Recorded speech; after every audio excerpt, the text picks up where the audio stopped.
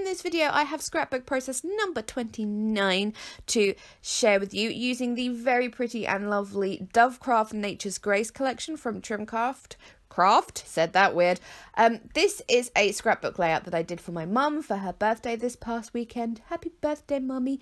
And yes, so I started off with the layout because the papers in this collection are quite literally papers. They're 160 GSM. They are not strong enough to hold a scrapbook layout in and of themselves kind of thing. So you do have to mount it on something. I've just got into this habit. I've got so many 12 by 12 pieces of cardstock that let's face it, I'm never going to use them. So I've just I've put a pile aside of ones that I know I don't really like the pattern. I'm not going to use them for anything else. So those are the ones I'm going to use for mounting scrapbook layouts that need a bit of mounting. So yes, there is one of the pictures there. I am actually scrapping 2 pictures in this layout, but one picture will go in that little birdcage thing. And I'm just drawing around those so I can put a very, very light layer of gesso down.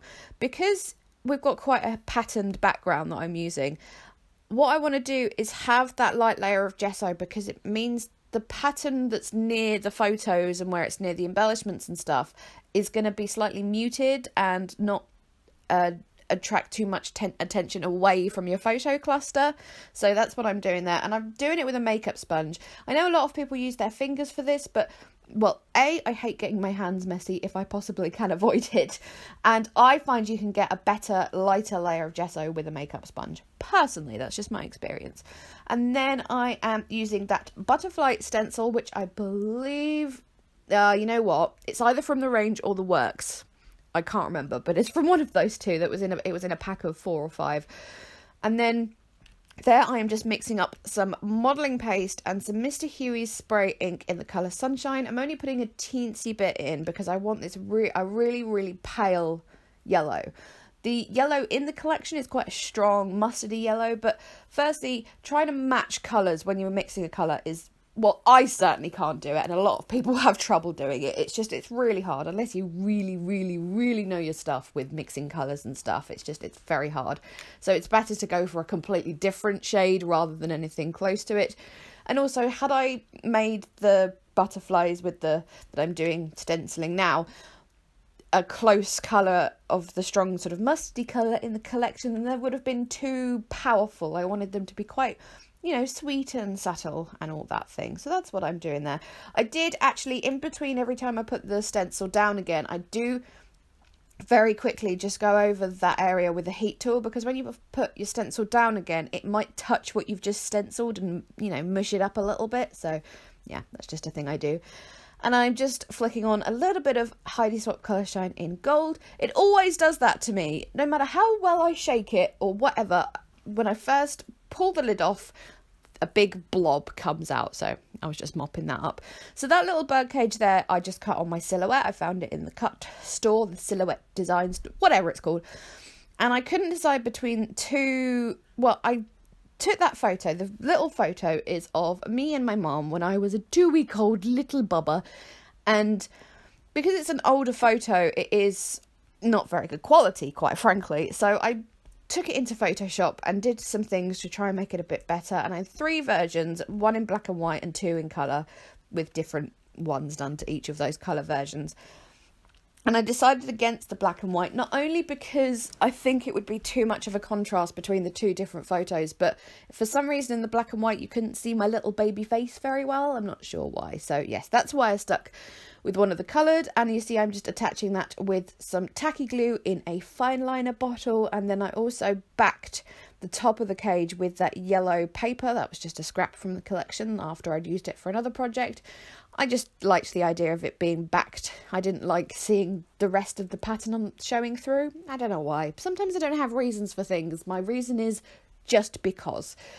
So, the other picture, by the way, I haven't said, is one of the more recent pictures of me and my mum. So that's why I've used one of the first ever ones and one of the most recent ones. So yes.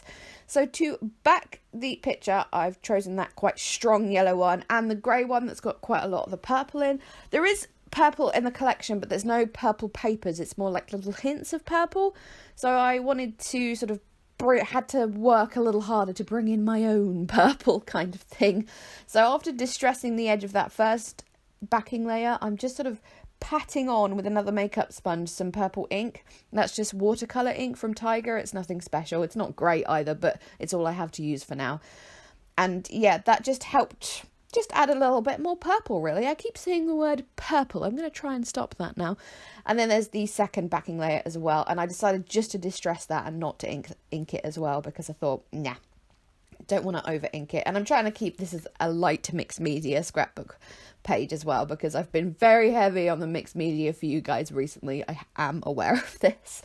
So now I have all my embellishing to do, really. Those are all fussy cut from the 12x12 paper pack from the collection. For someone who's really into fussy cutting, I do enjoy my fussy cutting. The collection at first wasn't obvious as to what you could fussy cut from it, but then I had a real good look at it and I went, oh, actually, there's loads to fussy cut in this collection. And then I went scissor crazy on it. So I have quite a few bits there. I still have plenty more that I can do if I want to. So there's the big flowers. I really like those black and white flowers as well. I think in a future project I might do a little bit of watercolouring on those black and white ones. There's a thought.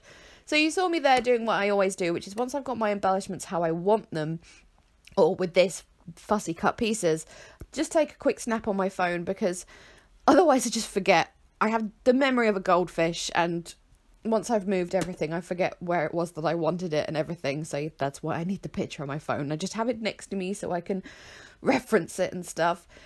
And now I'm doing a thing where I sort of put the embellishments that are going sort of partially behind the photo and putting those on first. I don't know how people do the thing where they've already stuck the photo down and then tuck things behind it.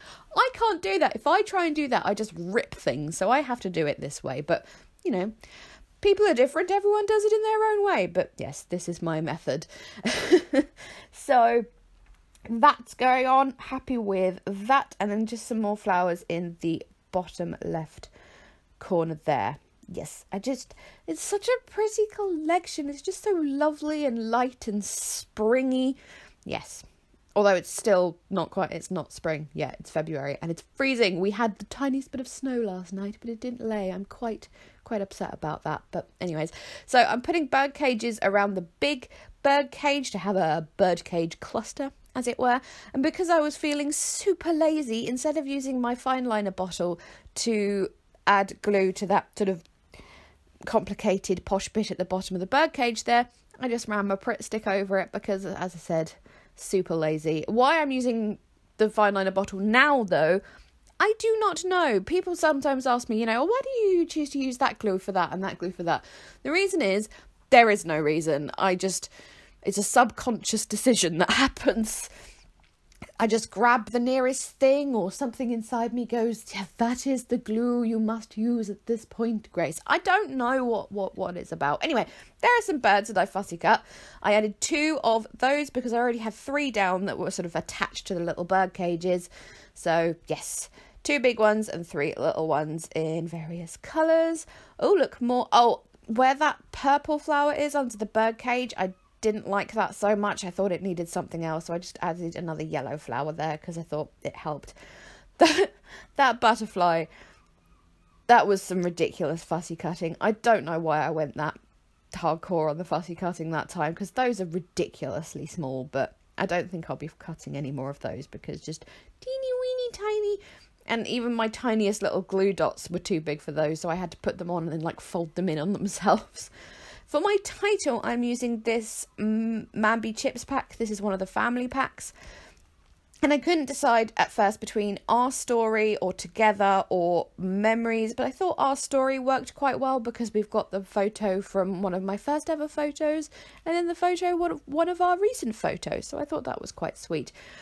Thankfully, the gold glitter on that is quite a pale gold glitter, so it worked well enough with the layout in general and isn't too jarring kind of thing. So I just tested out where I was putting that, quite happy with that.